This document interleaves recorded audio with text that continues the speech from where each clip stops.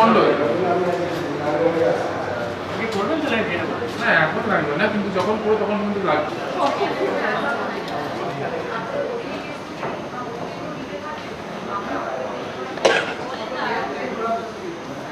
Message দিয়েছিলাম ভিডিওতে, গ্রুপে এবং আইসিপি গ্রুপে বলেছিলাম যে যাদের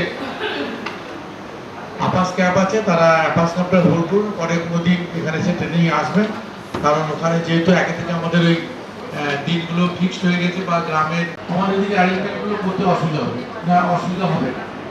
তো যারা এসেছেন সকলকে আমাদের জেলা পঞ্চায়েত, হুগলি জেলা পঞ্চায়েত ও গ্রাম উন্নয়ন দপ্তরের পক্ষ থেকে, আমাদের পঞ্চায়েতের প্রধান, প্রধান গ্রাম পঞ্চায়েতের ইয়ে সেক্রেটারি, এনএস সহায়ক যারা এসেছেন সকলকে সাদর অভ্যর্থনা। বিষয়বস্তু হচ্ছে যে যেমন তার আগের বছর যে প্ল্যান হয়েছিল, তো স্বাস্থ্য বিষয়ে আমাদের বোধহয় ওই মগরা ব্লকে, চুচুড়া মগরা ব্লকে কোদালিয়া 1-2 ধরে ধরছিল। গোটা জেলায় মানে 260টা গ্রাম পঞ্চায়েতে কোনো রিফ্লেক্ট হয়, মানে তার খুবই মানে পার্সেন্টেজে খুব কম, মানে ধরুন 207, 100, তাহলে 0.5%।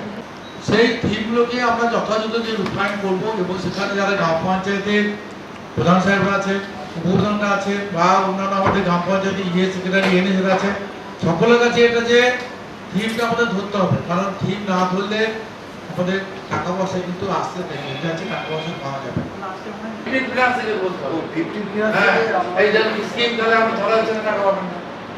এটাই তো জানতে চাইছি, 50 ফিনান্স থেকে কি নিতে করা যায় না? আমরা বলেছি যে শিশুদের জন্য পঞ্চায়েতে যেখানে পারা যায় দুটো দোলনাও করা যেতে পারে।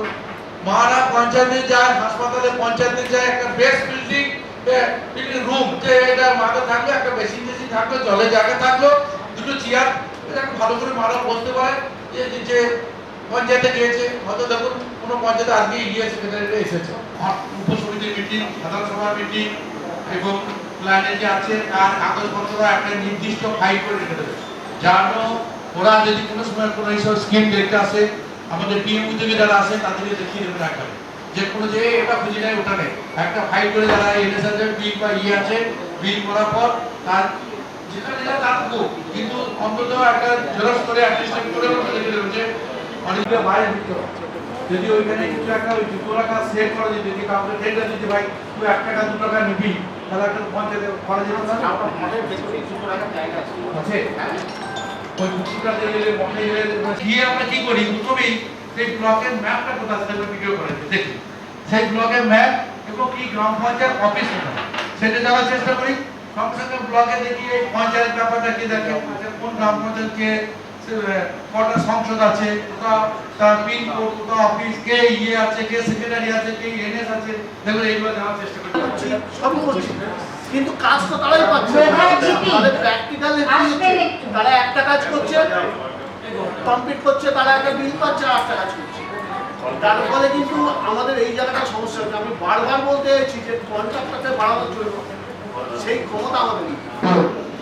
তো প্রথম এই কথাটা কি জন্য এলো, কিভাবে এলো, এই প্রেক্ষাপটটা বলবো। আগে আমরা কিভাবে শুনতাম, পরিকল্পনাটা কি ছিল না, ক্ষেত্রভিত্তিক, উপসমিতি ভিত্তিক, এইভাবে একটা পরিকল্পনা হতো গ্রাম পঞ্চায়েত। কবিতা এখানে পঙ্কজবাবু আছেন, খুব ভালো কবিতা বলেন, মলয়দা আছেন, খুব ভালো কথা বলেন, আমার একটু ধৃষ্টতা এগুলো বলা।